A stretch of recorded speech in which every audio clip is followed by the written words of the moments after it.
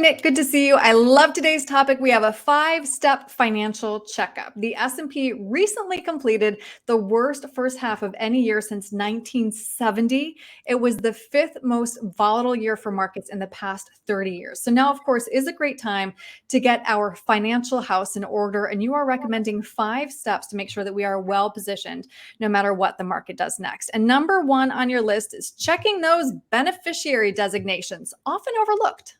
Oh, often overlooked. And, this is one of the biggest things. So not only making sure, that your investment house and financial, part of that house is in order, but everything else that goes around it. And beneficiaries is number 1 on that list. Making sure that these are listed correctly each and every year. Because what happens is if you forget to change around the beneficiary on an old 401k or an old bank IRA, at that point in time when you pass away, the beneficiary designation comes first. They're not going to look to your will. They're not going to look to your trust.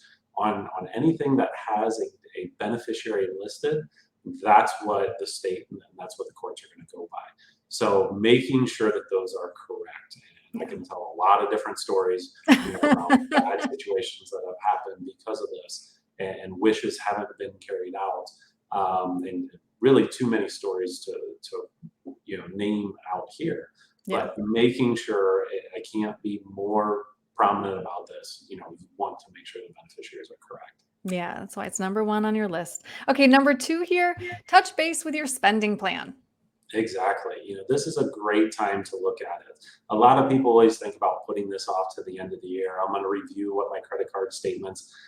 They give nice reports at the end of the year. The problem is you get around the holidays and people tend to forget about that stuff. Mm-hmm. So some of these dog days of summer and get a little bit of a slowdown. This is a great time to go back and looking at where your spending is. Especially in a year like this year where markets are down a little bit and reining in some of that spending. A lot of people are surprised when they go back and they look at what their standard of living is and how much they're spending in different areas. It's a lot different, when you're swiping the card compared to, when you're looking at those statements and saying, hey, Mm-hmm. I've got X amount of dollars going into, this category. I didn't realize I was spending that much, or I'm not spending enough, in these certain areas. Right.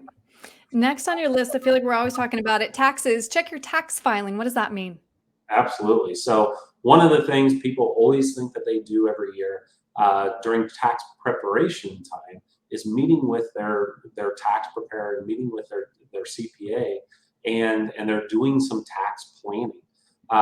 Unfortunately, they got that wrong, and a lot of the CPAs and the tax preparers are so busy with everybody else, they don't have a lot of time to plan for what you can do with your tax situation and your tax status at that time. So making sure you're sitting down, with your financial advisor, with your CPA, with your tax preparer, and going over, what your tax status is at this point in time.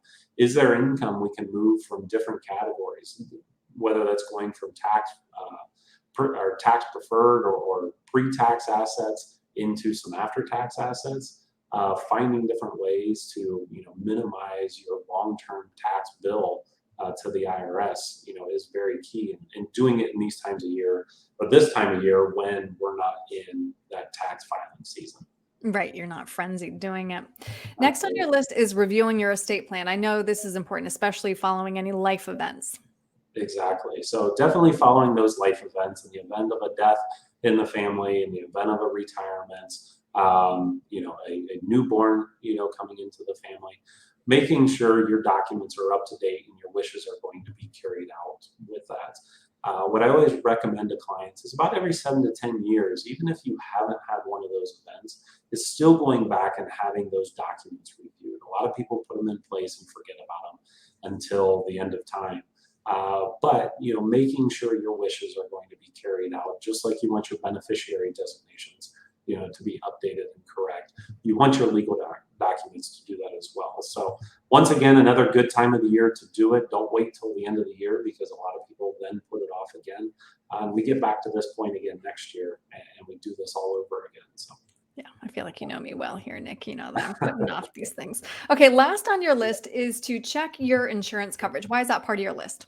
Absolutely. And this doesn't just go for life insurance. Obviously, you want to make sure those beneficiaries, again, are updated with your life insurance, but also reviewing all of your other policies, your property and casualty insurance, if you have disability policies, making sure everything's up to date based on your income, based on your assets, that your home values have been updated within your insurance policy, that you're not underinsured in the event of a catastrophic event. So you want to make sure all of this stuff is in place. Health insurance is another one of those. You want to review each and every year, making sure you're getting the most out of your coverage with that. It's very important to sit down and review those coverages with your spouse, with another advisor, making sure somebody is taking a look at what you have, Mhm. not just something that you did 10 years ago. Right. Should be part of any holistic financial plan. I like that. Nick, this was helpful. If somebody would like to walk through these steps with you and again, have these conversations, which are really important to have now versus later in the year, what's the best way to reach you? Right. So there's more than just the investment review. We Right. want to make sure this is happening each and every year. You can reach out to us by phone and schedule an appointment, or you can give us a call or view us online at iconberryretirement.com. You can see all of our contact information there, as well as just scheduling an appointment right there on our website. That's great. Nick, thank you. Thank you.